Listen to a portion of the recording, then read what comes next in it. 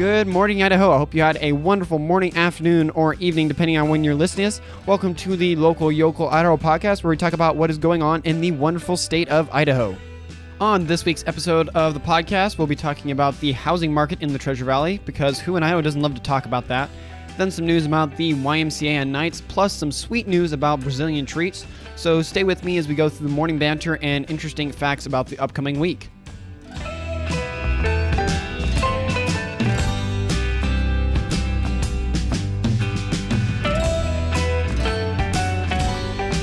Welcome everyone. Thank you for tuning in. This is just the morning banter, a little bit of a time that I talk with you guys that's informal, a little bit of a discussion before we get into the main bulk of the podcast. Hope you all had a wonderful week this last week. It was an interesting one, to say the least, especially with the weather. First half, like Friday and Tuesday, it was like windy as all get out. It was nice. It was like 70 or something, if I remember correctly, maybe even 80. Monday, I remember Monday being at work, working, and then like sitting there and sweating and being like, it's April. I shouldn't be doing this. I shouldn't be sweating. It feels like summer. This is not right. Please make it stop. I'm like, it's not time yet. I'll get plenty of that. I know right after May or the tail end of May, it's going to get super hot. I'm just going to be like, yep, it's that time of year in Idaho. It is hell's front doorstep. I'm just going to have to live with this and get along with the fact that it's so just brutally hot and yeah. Anywho, and then, later on in the week, and then it's like, okay, cool. First half of the week, I'm going to fry you. And then the latter half of the week, moving into, I think it was Thursday. Thursday. And it like snowed around the valley and everything. And everyone's like, wait, what? I was like sweating and, falling over from the amount of heat that there was having on Monday. And then on the flip side, you're telling me that then we have snow on Thursday, less than a couple days ago. Yeah, welcome to Idaho. This is the time of year where it's like, I don't know. I can't decide. Am I summer? Am I winter? Am I summer? Am I winter? Idaho just has those two. And then there's these weird phases where it can't make up its mind. And it goes back and forth, back and forth, back and forth. And then it finally decides and it's like, okay, cool. I have decided on winter now. And then it just, or it's like, cool. I have decided that I am now summer. And then it's like, just heat all over the place. But in the interim of those two decisions, you could call those spring and fall. Because I was like, okay, I'm going to bounce back and forth, back and forth, back and forth, back and forth. But enough discussion about the weather and stuff. I know this last week, yesterday, for you guys, that'll probably be 2 days ago. But on Friday, took a little bit of a trip with my grandparents over to eastern Idaho. I haven't done that in a long time. Most of it I haven't seen. We dropped in Glen Ferry, which I've been through a couple times, but I actually haven't stopped. So from anybody over there, great town. Really cool to stop in there. Stopped in at one of the bakeries. I can't remember the name of it. It's the one closest to the train tracks that faces out south, if I remember my orientation correctly. Had a really great cinnamon roll there, and plus there were a couple interesting stores. I think there was like an antique consignment store, and stopped in there. Had a great selection of typewriters. And just traveled around there and went to the information center talking about the crossing there at the ferry. And then we traveled over to Hagerman and got some pizza over there. There again, do not remember the name of the establishment off the top of my head. But Hagerman is always pretty to go. And I would highly recommend, if you're looking for a day drive from the Treasure Valley, or depending on the drive time, probably even Twin Falls or Pocatello. Really great little town to drive into, get a little bit of food. The fishing's pretty good there in the lake there in Hagerman. It's a great spot to kind of do a little bit of a day trip and get some food and stuff. Then we traveled from there over to Gooding. Very nice town. Actually kind of funny. I remember we talked about it last week. I had a bunch of people that reached out and asked me. They were like, hey, you read all the counties. And you're like, well, all the counties but one we're not growing. And everyone's like, what's the one county? And I'm like, I probably should have had an answer for that. Which then was kind of funny. I was on the trip and I was like, oh, let me look it up. And I was talking with my grandparents. And I looked it up and it was actually Gooding. Gooding was the one county in Idaho that shrunk. Granted, I think when it said shrunk, it lost like 15 residents. So not that much of a loss, but still a loss compared to the rest of the state. So that was kind of funny. So I got to drop in at the one county that was shrinking. So kind of fitting for last week. And then we buzzed over to Shoshone and kind of looked through there. really interesting town with like the railroad that just comes right down Main Street. It's like something you would see right out of, some Disney or some Western film. You're just like, there's the railroad, there's the town, everything's just kind of built around it, and it's just, everything's kind of straight there. But very, very cool town. I look forward to kind of dropping in and exploring that a little bit more as well. And then lastly, we stopped over there in Twin Falls, and I got to see the bridge. Like, I've seen it before, shall we say, but the last time I think I saw it, I was not, as you would say, sentient. I was like a toddler. And so this was kind of the first time I had actually been over there and seen the huge Twin Fall Bridge and the canyon you guys have there. That is very, very breathtaking and beautiful. I look forward to going back again because it just looks like a really, really fun place to explore over there in Twin Falls. We didn't go as far as Pocatello or a little further easternly, but still, really, really cool area. It took me away to kind of see that view and stuff. As of the recording of this, I haven't posted it, but I should have posted something up on the Twitter and different things. So if you're curious to see some of the photos and stuff from that trip, there should be some of those trickling out there of the sights and sounds and things I saw, plus maybe a little bit of humor to go with that and everything. With that said, kind of like an interesting side note, I did try to start an Instagram for the podcast to do stuff for like all the photos and just a little bit more, a little less formal, shall we say, because I realize kind of as long as, or as the amount of time that I've been on Twitter kind of doing stuff for the podcast, Twitter is like this more formal space that you have your debates and blah, blah, blah, blah. And it doesn't feel really friendly. It's kind of really competitive, and I think that's good. I'm not saying that's bad, but it really doesn't lend itself to trying to be like this friendly discussion with neighbors and other people and blah, blah, blah, and that. It kind of grows this environment, okay, debating and researching and what's your point and blah, blah, blah, and oh, that's cool, and then, oh, this is some news you really need to know, and, it almost reminds me of like a newsstand or like City Hall where you would go, and it's formal, this is professional, we're all trying to get answers and know the truth, and that's great and everything, but it doesn't do, for me anyways, from the sources I see and how I use it for the podcast, doesn't really lend itself to being a really wholesome, or you step away feeling like you had kind of a experience like you would with seeing friends or family or something. Rather than Instagram is a lot more like that when I've interacted, because I have my own personal page and stuff, where it is a lot more, friends and family, and oh, that's cool photo, and here's this interesting meeting, and here's this fun fact, and it's a lot more casual, a lot more fun, a lot more laid back. But point in case, I tried to start one for it, and I was doing stuff on there and everything, and then Instagram flagged it and said that I broke community guidelines. And then I was like, well, what community guidelines have I broken? All I've done is just reposting stories and stuff and commenting on people's things. And they didn't get an answer, and I tried to appeal it, and then they canceled the appeal. So I think I have like 180 days I got to wait before I can try again or something. So for all those that have been asking about that, and, for stuff like this on the trip, it would have been awesome to have, because then I could have posted stuff up there for you, a little bit more casual, a little bit more fun. I made some posts and stuff, but I just don't have access. I can't access it right now.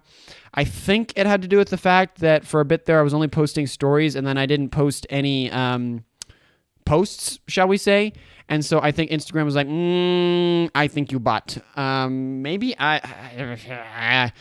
Facebook will be Facebook. It's just, it is what it is. There again, I did also try to start a Facebook page for this channel a while back, but then Facebook also yanked that down because they said I breached community guidelines, which I don't know what I breached because I barely did anything. I just built the account, and then I was going to then post some stuff, and then I came back and it's like, sorry, you're suspended. I'm like, what? How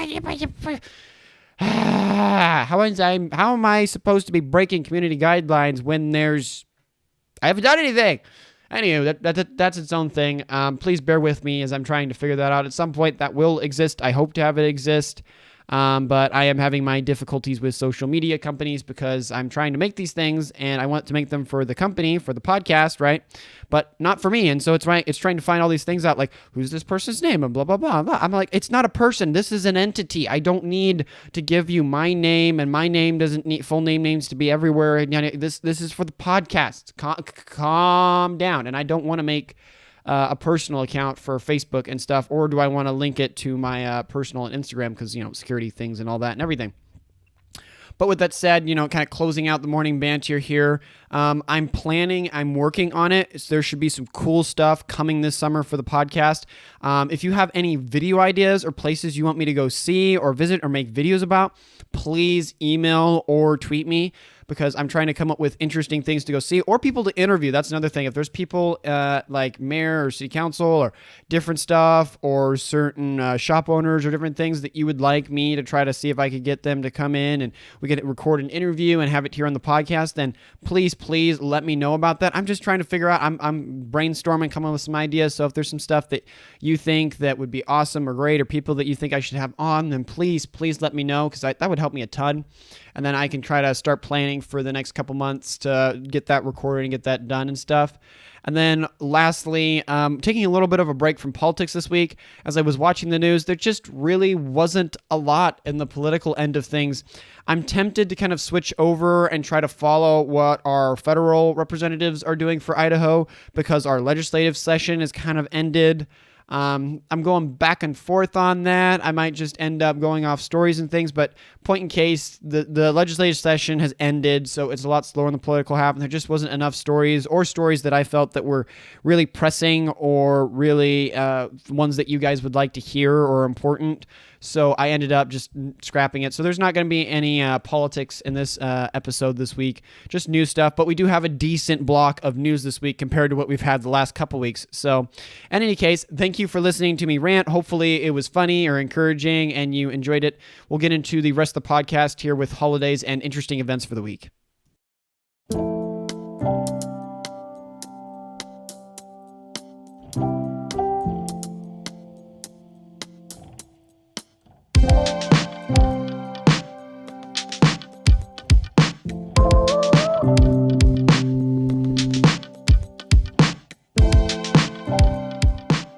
Moving into holidays and interesting events for the week, we have Monday the 17th of April, which is National Bat Day. As for in history, in 2011, the Game of Thrones premiered on HBO. That's all for history. And then in birthdays, Monday was J.P. Morgan's and William Holden's birthday, and is Jennifer Gardner's 50th birthday. As for deaths, in 1790, Benjamin Franklin died. In 1998, Linda McCartney died. And in 2018, Barbara Bush died. Moving on to Tuesday the 18th of April is National Columnist Day. As for in history, in 1775, Paul Revere rode from Charleston to Lexington to warn of the British. In 1783, George Washington announced the end of hostilities with Britain and gave thanks to God. In 1906, San Francisco had an earthquake that caused fires and destroyed 75% of the city. And lastly, in 1924, the first crossword puzzle book was published. As for birthdays, Tuesday is Conan O'Brien's 59th birthday and David Tennant's 51st birthday. As for deaths, in 1955, Albert Einstein died. In 2012, Dick Clark died. And in 2018, Bruno Sammartino died. Next, we have Wednesday the 19th of April, which is National Banana Day and National Garlic Day. As for history, in 1775, the American Revolution began in Lexington with the shot that was heard around the world. In 1995, Oklahoma City bombing happened, and in 2011, Fidel Castro resigned from his position. As for birthdays, Wednesday was Jane Mansfield's birthday, and in deaths, in 1684, Roger Williams died, and in 1882, Charles Darwin died. Thursday the 20th of April is National Record Store Day. As for history, in 1999, the Columbine High School massacre happened. In 2010, the Deepwater Horizon drilling rig exploded, killing 11 people and causing the rig to sink. As for birthdays, Thursday was Adolf Hitler's birthday and is George Takei's 58th birthday. As for deaths, just one. In 1912, Bram Stoker died. Friday the 21st of April is National Kindergarten Day and National Secretary's Day. As for history, in 1918, the ace German pilot, the Red Baron, was shot down and killed over France. And lastly, in 1989, thousands of Chinese crowded into the Beijing Tiananmen Square demanding greater political freedoms. As for birthdays, Friday was Catherine the Great's and Elizabeth II's birthday. And as for deaths, in 1910, Mark Twain died. And as we talked about above, in 1918, the Red Baron died. Next is Saturday the 22nd of April, which is National Jelly Bean Day. Yeah, a little bit of excuse to go get some sugar. As for in history, in 1915, poison gas was used for the first time in military use. In 1981, $3.3 million was stolen from the First National Bank in Arizona, making it one of the biggest bank robberies in U.S. history. In 1993, the Holocaust Memorial Museum was dedicated in Washington, D.C. And lastly, in 2016, the Paris Agreement was signed in New York.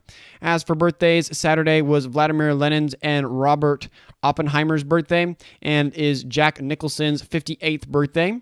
As for deaths, in 1933, Henry Royce died, and in 1994, Richard Nixon died.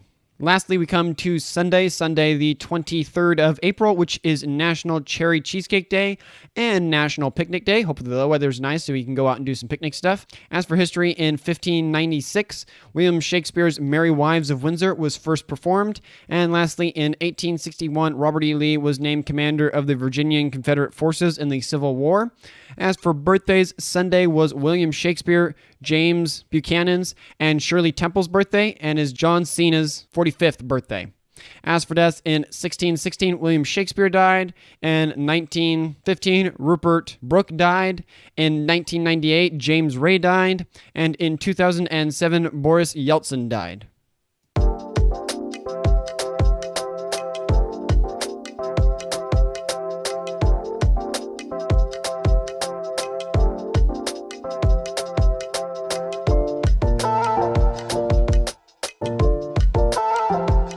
Moving into the news here with our first story, Treasure Valley home prices plateau. This comes by the Boise Dev by Don Day. For those looking to buy a house, I have some good news. The March report for the housing market here in Boise is out.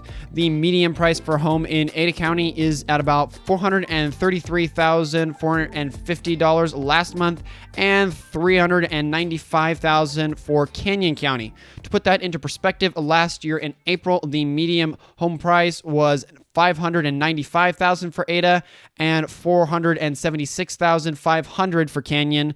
Plus, looking at the pattern over the last couple of months, prices peaked in May of last year and have been dropping since. Last time home prices were at this level was in March of 2021, so almost a year ago. Granted, Canyon did see an increase in price this past month, but only by about $5,655. Which is wonderful, wonderful news for, those trying to find a house like myself to kind of see that downward decline. It'll be interesting to see if that goes into the summer and then continues, because those summer months, from what I know and what I've observed thus far, not saying I'm an expert, not saying that at all, just my own personal anecdote, that it usually picks up a little bit more in the summertime because people are more comfortable moving that time of year and all the different logistics and stuff. But it is kind of important to see that, yes, in one of the more busy months of the year, May into April, that time of year, which is usually when we have our highest prices out of the entire part of the year, we're actually seeing a decline, not an increase. Granted, the skeptic or the person pointing out the numbers out there, yes, there was a 5,655 increase for Canyon County this last month, according to the report for March. But I would say, just looking at the graph, you're welcome to go do it. The Boise Dev with the author there, Don Day, did a really great job. Have a ton of really easy graphs to look at and stuff. When you look at it, a 5,655 increase really is just a bump in the road. It could indicate that it'll go back up. It could indicate it's coming down. You really can't tell from what I can see from that it's going to make a big change. If there's someone out there that is a realtor person who follows this and does this as a living, they might be able to give me more context for that. But in my own personal view, just looking and glancing over the data and stuff, it really is just a blip on the radar, and it's hard to indicate if anything is coming from that. But it is kind of interesting to see that Canyon County had an increase and Boise had a decrease in that sense. But yeah, good stuff for those trying to buy houses. For those trying to sell, maybe not the best time, might be wanting to hold off. It'll be interesting how it affects the building industry, if that means that, builders will have to slow down because they're not going to be able to get the amount they want. but still very, very interesting news. And I wanted to put it at the top because it seems to be one of our favorite things here in Idaho to talk about, the housing market. Everyone likes to talk, houses are too high, I can't do this. Or another person moves in and like, well, I have to pay this much for my thing. And then someone's like, yeah, I moved here in 2023, or not 23, 2003, and I paid this much. And everyone's like, oh, don't tell me that. I wish I could have paid that much. And, the story goes on. And it's not bad. It's fun discussion. We all enjoy it here in Idaho. It's a good time. But it's definitely a topic that all of us here in Idaho, I feel like, regularly talk about and focus on a ton, including yours truly, who's trying to see if I can get a place and different stuff here as a local. And it's a little bit tricky to do that with the amount of money you make compared to other places and then the pricing and everything. But in any case, hopefully that was helpful. We'll move on to the next one here. Huckleberry Garden closing. This comes by the Boise Dev by Autumn Robertson. Back in 2021, William and Megan Minshall, hopefully I got that right, Minshall, started the Huckleberry Garden health food store in McCall. They later added a tea house and did some remodeling. For a bit, it was going well, but once the natural grocers moved into what is the old pancake house, the business has been struggling to stay afloat. In a news release, they said, quote, liquidation and tea house sale has not been enough to overcome the dramatic, persistent downturn after natural grocers opened.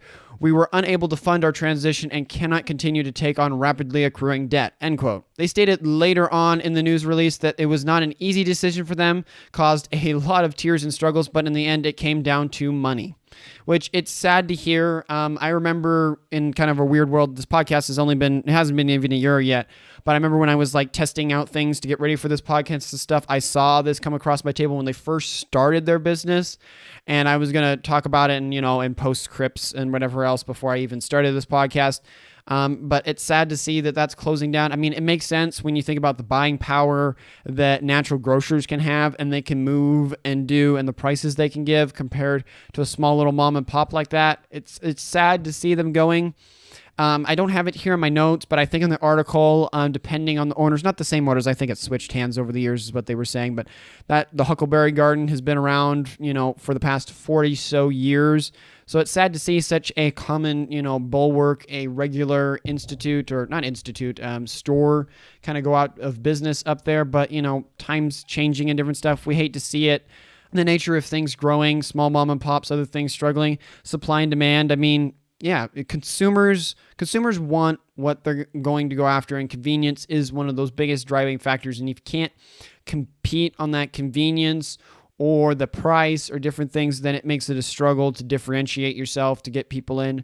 There might be other people that never knew that the Huckleberry Garden existed, but everyone knows kind of the general natural grocers term because it's such a big brand and everything, and that's another thing, just brand recognition. I mean, we all do that. I don't know, maybe it's just me, but when you're like traveling on trips and stuff and flying and you stop in airports, you could go eat at all the local vendors there, but half the time when I'm on a plane, I've been doing all this stuff and I'm tired and I'm just like, I don't want to possibly get bad food in the decision-making process and stuff. I'm like, let's see if I can find some, fast food place that I recognize, be that a McDonald's or a Burger King or a Chick-fil-A or a Popeyes or something in those airports, because that's what I know and that's what makes sense to me, and it just takes a little bit.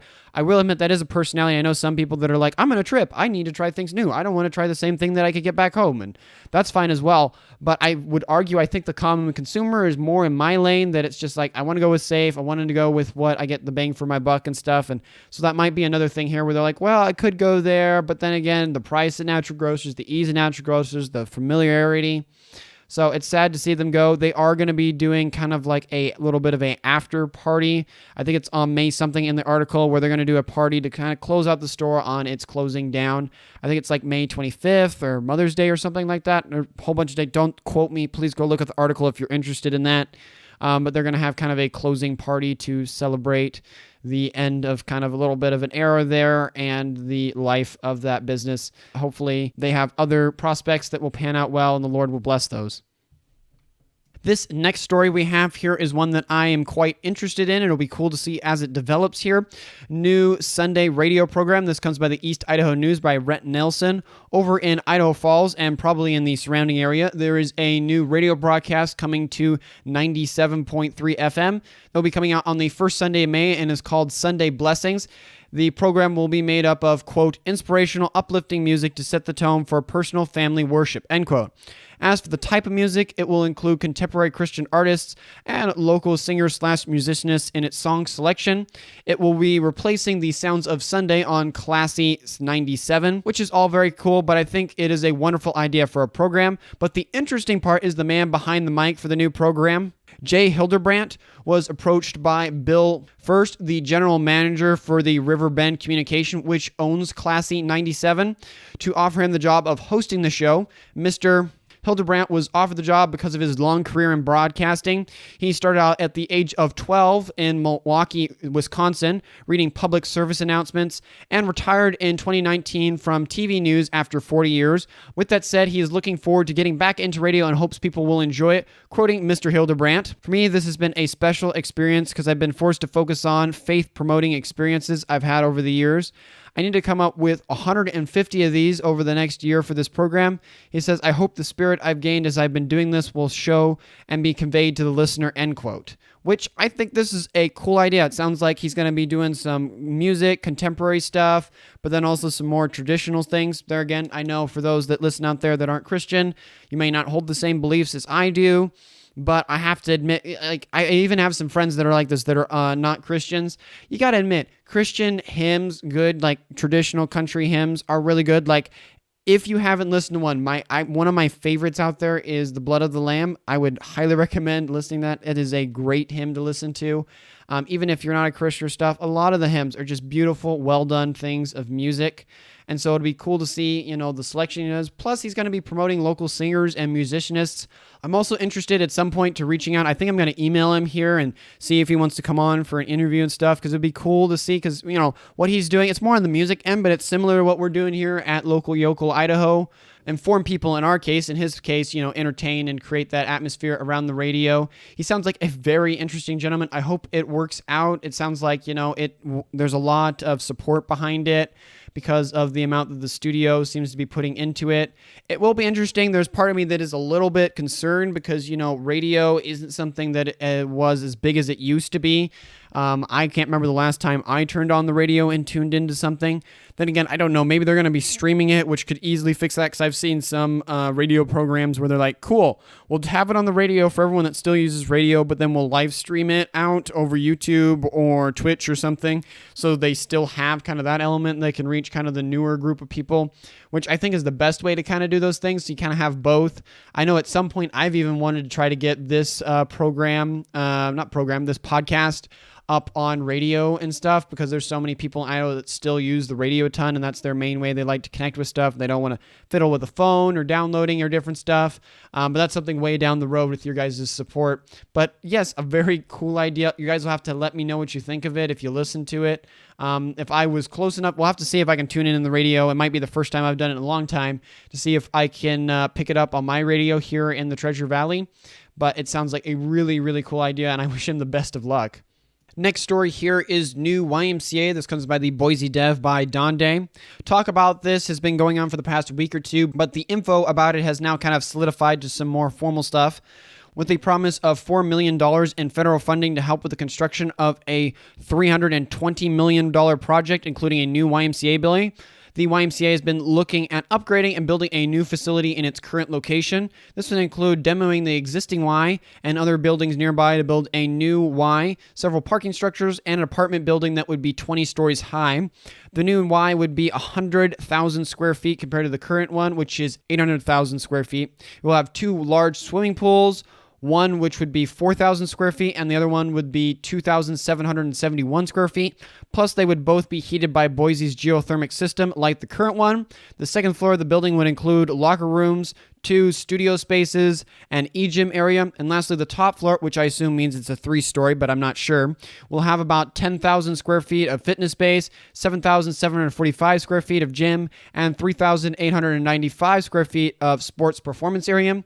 Now, this design is not final. The city of Boise has to review and approve it, which there is no date set for a hearing on that topic, so it is unsure of when this will get formalized officially. Which is cool to see, building that. I mean, it's great to have those amenities, especially in Boise. I feel like my script writing here, I kind of lost track of that, but this is for the Boise location. They're going to be changing the Boise one there, not any other one. All this construction and talk is about the Boise YMCA. I stress that. which is cool to see. I actually didn't know that the Boise YMCA Y there uses a geothermic system to heat the pools. I did not know about that. That's something cool. You learn something every single day. But there is a side of me that's like, cool, you're getting all this added funding and benefits and stuff. And I even said this on Twitter, and a bunch of people, I think, clambered onto it when I think the mayor there in Boise, I forget her name off the top of my head, tweeted about this and the developments and stuff. And I kind of commented on that, and I was like, okay, cool, you got more funding for the Y and that and everything. Could you use that funding to make the price more approachable for the average person? Because her argument was like, cool, we're building this new Y and it'll make it more accessible for low-income families to be able to have exercise and to stay fit and healthy, and great, all great stuff. But part of me, I remember the last time I looked at the cost to get a membership. Oh my word, it's expensive. Very expensive. It's almost cheaper to just go buy it like a little local gym. You're going to get way more cost to value because you're not going to be able to use everything that exists at the Y.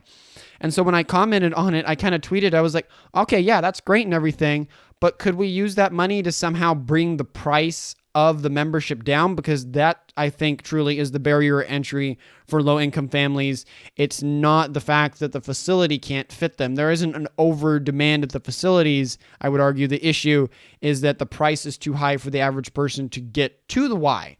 So, and then I had a lot of people that kind of thumb that up and other stuff. So it seems to be a similar sentiment. Maybe I'm just the only one, but when I see these stuff, it's like, cool, you're building this new place and doing that. I'm like, but why don't we use this funding to kind of subsidy or somehow bring down the cost or make it more efficient at these exercise or public institutes? Because, they're getting federal funding, so they're kind of coming off the taxpayer and stuff.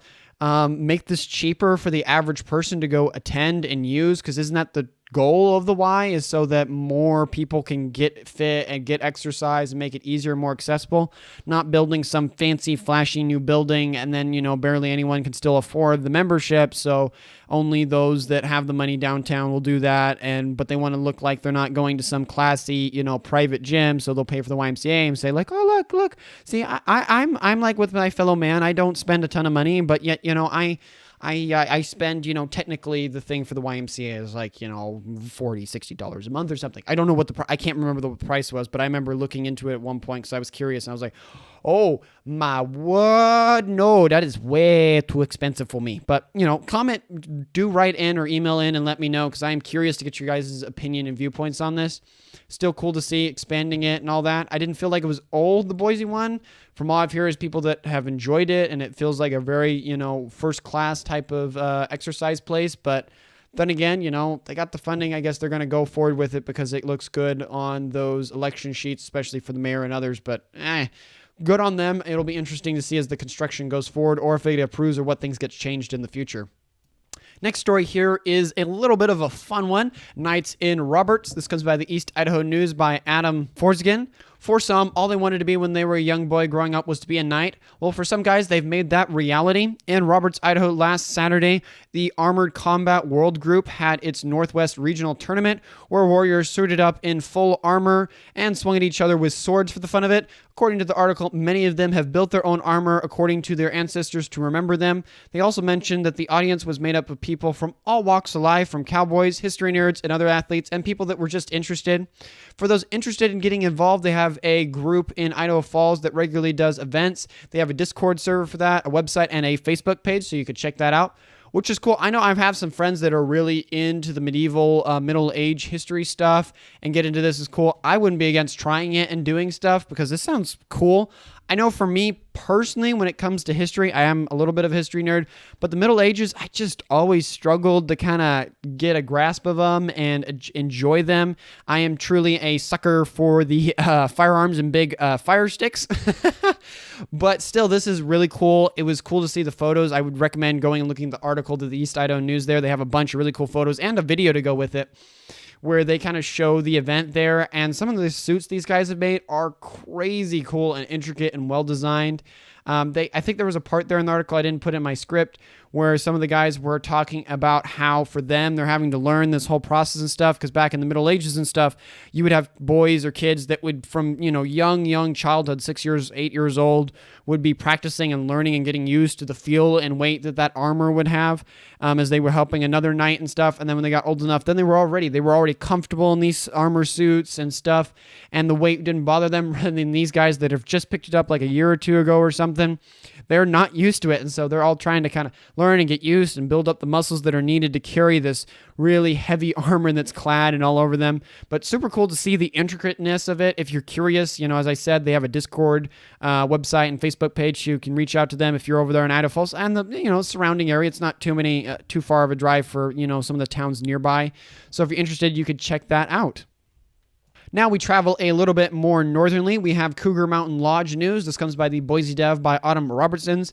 The Cougar Mountain Lodge, which is next to the road on your way up to Cascade, is going to be closed for renovations. Do not be alarmed. This is not another classic Idaho business going out. They're just doing some improvements around the place and are going to be back on Mother's Day.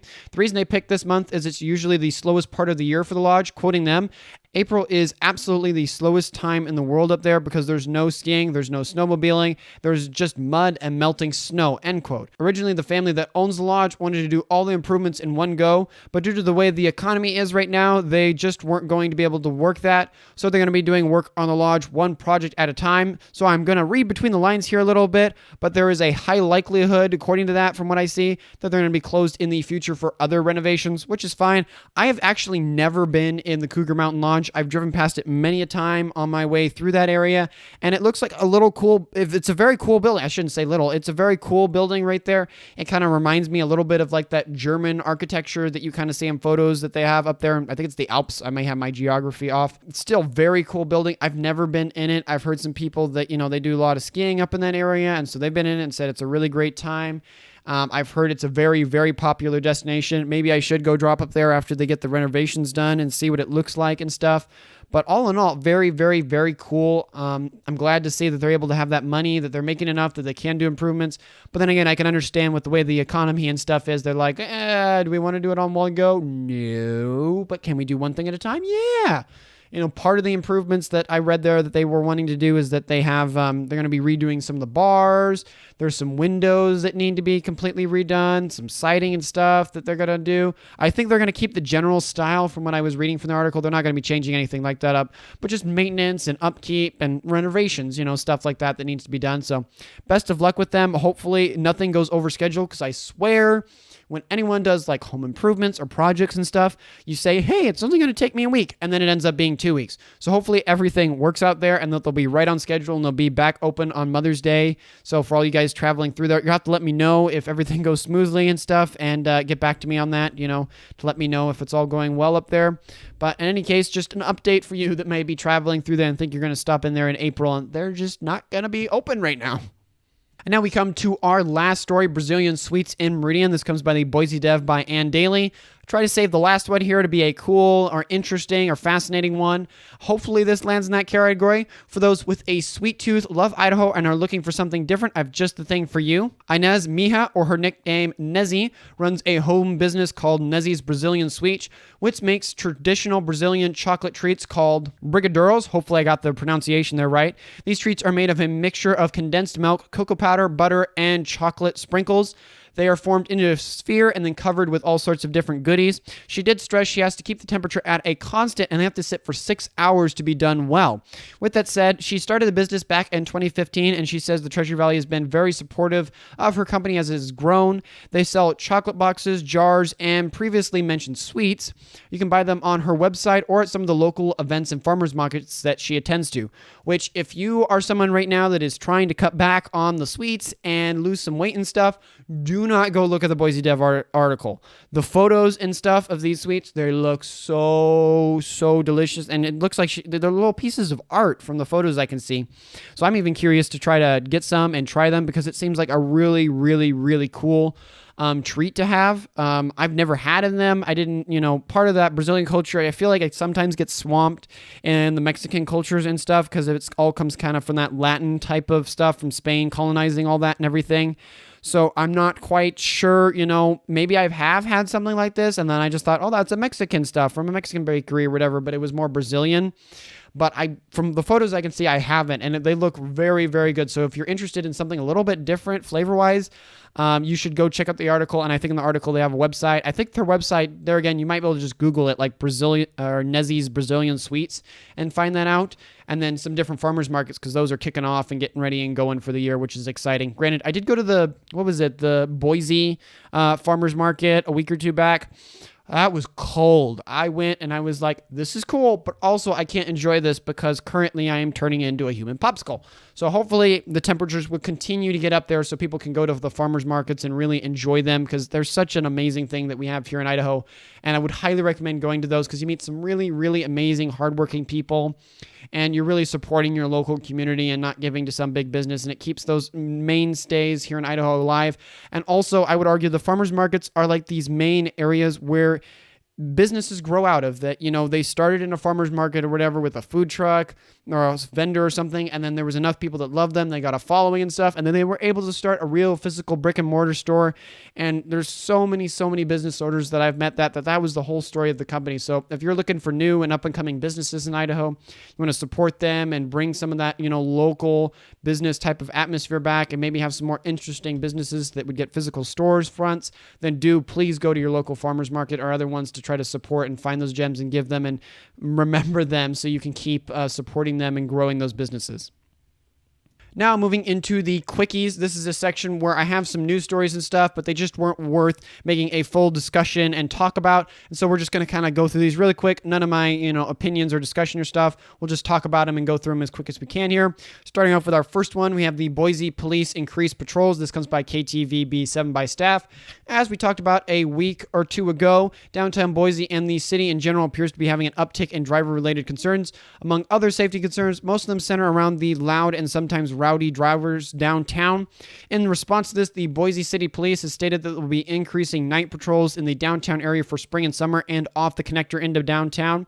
It is being done to try to enforce driving and noise laws. Idaho Fish and Game stocks new fish. This comes by KTVB7 by Tracy Binghurst. Idaho Fish and Game announced that earlier this month they released 5,400 yellow trout, or some call them banana trout. They released them into the Mann Lake, MANN Lake in Lewiston. This is special because this is the first time the lake has been stocked with trout of any kind. IDFG did note that this will not affect the ecosystem at the lake at all because they're still trout, they just have a different color. They also stated that they'll be stocking the lake with more normal trout like rainbow trout throughout the summer this year. Accident at Galena Mine. This comes by the Shoshone Press by Josh McDonald. Last Tuesday, there was an accident at the Galena Mine located in Wallace, Idaho. Blake Nutting, age 26, was killed by falling ground during a routine underground operation. By the afternoon, work was suspended at the mine and all miners were out of there. On Thursday, miners were allowed to return to work, but were not allowed into the section of the mine where the incident happened. It has been closed off for the Mining Safety and Health Administration to do an investigation and come up with an official determination. The flag was at half-mast after the incident, and the president of the Americans Gold and Silver, which owns the mine, gave a statement repeating the miners' pain, quote, "We are shocked and saddened by this tragic loss. Our thoughts and prayers are with the family, friends, and coworkers of our employee. Our primary focus is to support those involved and to work to fully understand the circumstances that led to this event and to prevent it from happening again in the future," end quote. Here at Local Yokel, Idaho, my thoughts and prayers go out to the family and those that knew him at the mine. Next one here is Mexican Bakery Expands. This comes by the Boise Dev by Mariela Rodriguez. 18 years ago, La Esperanza Bakery opened up in Caldwell. Since that time, it has grown and grown to the point that they have bought a new location at 623 Caldwell Boulevard. For the past 3 years, they've been working and remodeling the new place, and it is finally ready. They have a meat market, restaurant, and groceries and more there. The grand opening will be on April 15th, and the ribbon cutting ceremony will be followed by food and raffles. Renaissance Fair in Eastern Idaho. This comes with the East Idaho News by Kamala Hines. Coming up in May on the 15th and 16th, there is the Malad Valley Renaissance Fair and Baby Animals Spring Festival. They'll have a petting zoo, shops, crafts, and games. Plus, this year, the festival is adding a jousting exhibit and a royal banquet. And on May 6th, they'll have horse races. As for cost and times, it is $8 for children 4 to 12 and $12 for those 13 or older, and kids under 3 are free. Friday, the event is from 2 p.m. to 8 p.m., and Saturday is from 10 a.m. to 8 p.m. Lastly, we come to our last quickie here, train derailment in American Falls. This comes by the East Idaho News by Sunderland. Last Saturday night, a Union Pacific train derailed in American Falls. According to the sheriff, the derailment happened at 10:30 p.m. near Pacific Road and Fort Hall Avenue. None of the cargo appears to be spilled, and no one was injured, according to the report. As of the writing of the script, Marina Road is closed, and the train is being put back on the tracks.